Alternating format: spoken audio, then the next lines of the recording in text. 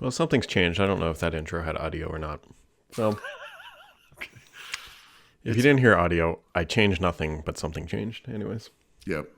It's all different. It's all the same.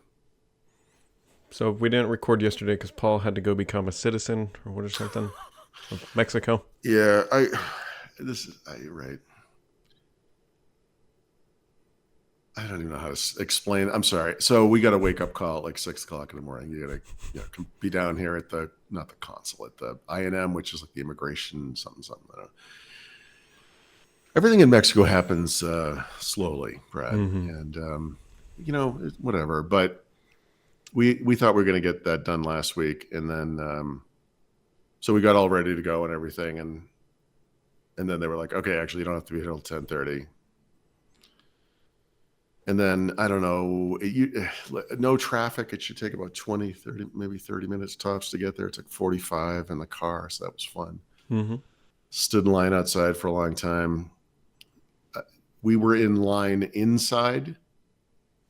This doesn't seem possible. I'm just going to say it out loud because it doesn't seem like it could be possible. It was 90 minutes. I stood at a window for 40 minutes. And then I got upstairs to get the picture done for the new residency card, which is now for 3 years. And then after that, it will just be permanent and that happened pretty quick. But then, you walk out into this, you couldn't open a phone. I couldn't bring a laptop. There was no way.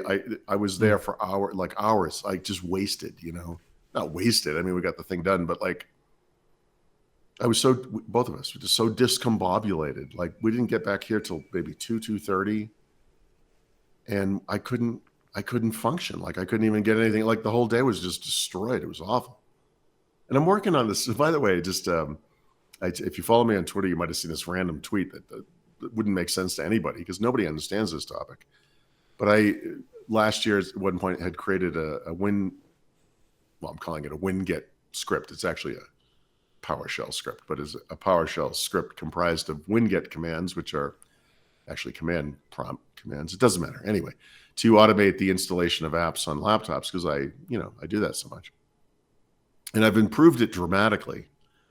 But the final frontier is this weird hump of overcoming. I can't even. I'm still frazzled from yesterday. The final hump that I need to straddle. I don't know what I'm talking about. The final hump I need to get over is I have 3 paid Microsoft Store apps. You can specify with WinGet to install the store version of an app if it exists. You have to have the exact ID, which I do. The problem for 2 of them is that they're not the latest version of the app, and it does not want to let you install those things, right? So I have the OG version of Affinity Photo, and there's a 2.0 version out. Yep. Which is a separate ID. It's a separate app. That's the way the store works, right? And then I have the 2020 version of Adobe Photoshop Elements, not the latest version, right? I can't figure that out. Let me tell you something. When your brain is as fried as mine was yesterday, spending time trying to figure that kind of thing out is a big mistake. And I'm lucky I didn't hurl my computer through the window. It was so beyond my capabilities at the time. I don't even know why I did it. I actually spent time on this yesterday like a jerk. Yeah. So after you went through all this at the consulate and all that stuff, Yeah. does that make you a senior citizen? No, I'm not even technically a citizen. I'm a temporary resident. A citizen can vote, right? So I don't get to vote, and I also don't get a passport. But yeah, I mean, in 3 years we can go and get permanent residency. In the interim, we can spend as much time here as we want. We don't have to go home or leave the country. Mm-hmm. I mean, we were going to. Once we're permanent, that's permanent. Like we could just be here forever. But that doesn't give us certain rights of citizens. So we could go for citizency. I think that's a word. Yeah, but of course, based on the hit or miss Spanish that I had yesterday with various people, I would say I have a ways to go before that could ever happen. I don't see us ever doing that. Yeah. There's no real need.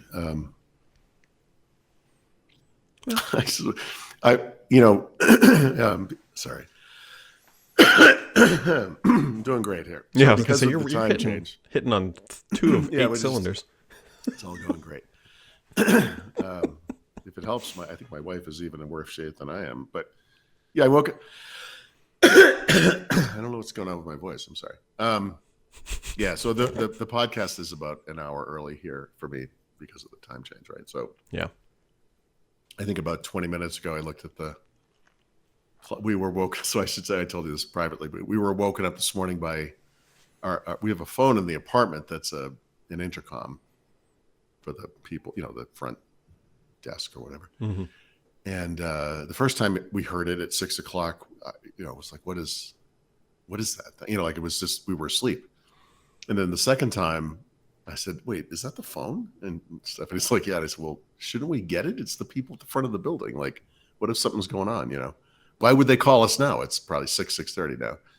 So I ended up getting dressed and I went downstairs and, dinosaur hair and whatever. And I'm like, this guy is really a nice guy. We know this guy pretty well, but he doesn't speak any English and we have a hard time understanding him. And I'm half asleep and I heard the word seismo, which is earthquake.